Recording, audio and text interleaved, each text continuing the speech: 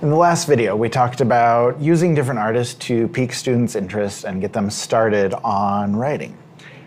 And one thing that I think can be incredibly beneficial to students is giving them the vocabulary they need to express their ideas, to talk specifically about artists and specifically about artworks. We have two downloads here. One is beginning vocabulary, one is advanced vocabulary. We'll go through those in just a moment, but first I want to talk about the importance of vocabulary.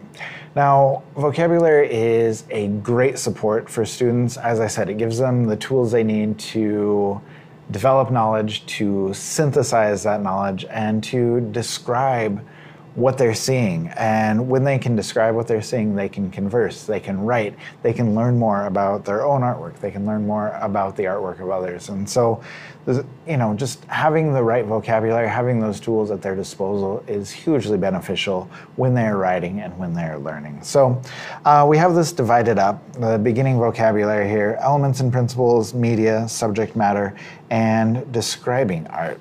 Okay, so elements and principles, obviously we just have the simple things, line, shape, color, form.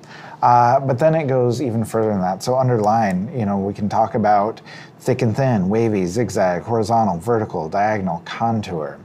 And those are things that seem simple, but making sure that kids have that knowledge and have the right words to describe what they're seeing is so powerful. So they're not flailing around thinking of how to describe what they're seeing.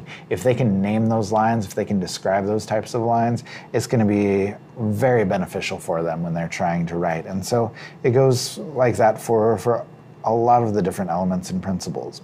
Okay, same thing with media. If we're talking about painting, are we talking about watercolor or acrylic or tempera or oil?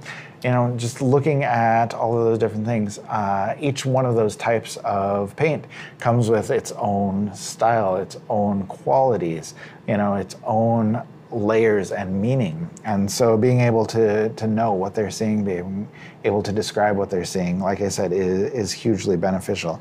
Same thing with subject matter, being able to talk about the difference between a portrait and a self-portrait, or being able to know what abstract art is, being able to name that is wonderfully beneficial. Same thing with describing your types of art, whether it's realistic or whether it's abstract, or thinking about the focal point, or is this decorative or is this functional? Being able to name all those things is a huge benefit to your students.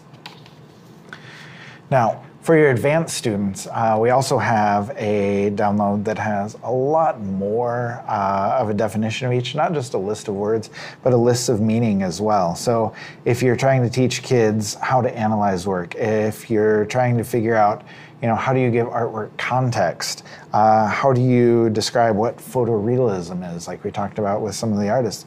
Those things are sometimes tough for kids to grab onto, tough for kids to figure out. And so having these vocabulary lists for writing or for discussion can be a huge benefit for them.